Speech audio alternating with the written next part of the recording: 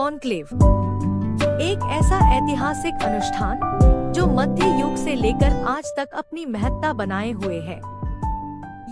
267वें pope का चुनाव अब एक ऐसे मोड़ पर पहुंच चुका है जहां यह ऐतिहासिक प्रक्रिया फिर से दुनिया की निगाहों के बीच खुलने वाली है।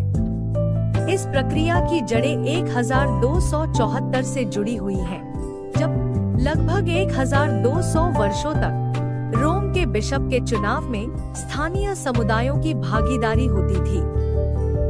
इस प्रक्रिया में बाहरी शक्तियां जैसे कि रोमन सम्राटों और कैरोलिंगियनों ने भी अपनी भूमिका निभाई।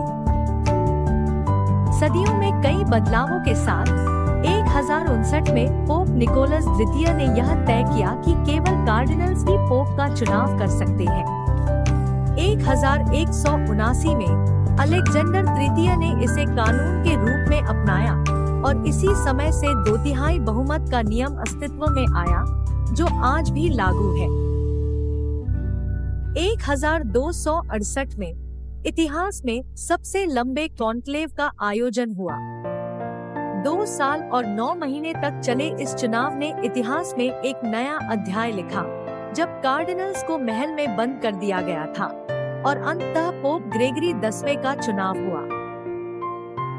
आखिरकार 1274 में पोप ग्रेगरी 10वें ने कॉन्क्लेव को आधिकारिक रूप से स्थापित किया और तब से सिस्टीन चैपल, जिसे विया पुलक्रितुदिनिस के रूप में जाना जाता है, वह स्थान बन गया जहां यह ऐतिहासिक चुनाव होते हैं। आज पोप का चुनाव 1996 में पोप जॉन पॉल द्वितीय द्वारा स्थापित यूनिवर्सिटी डोमिनिची ग्रेजिस कानून के तहत होता है। इसमें यदि 34 मतदानों के बाद भी कोई चुनाव नहीं होता, तो अंतिम 2 नामों पर पुनः मतदान किया जाए। अब हम 267वें पोप का चुनाव देखने के लिए तैयार हैं। सिस्टीन चैपल के भित्तिचित्र, माइकल एंजेलो की कला एक बार फिर से इतिहास को रिकॉर्ड करेगा। दुनिया भर की निगाहें उस विया पुलक्रितुदिनिस पर टिकी हैं, जहां रोम के नए धर्माध्यक्ष के चेहरे का खुलासा होगा।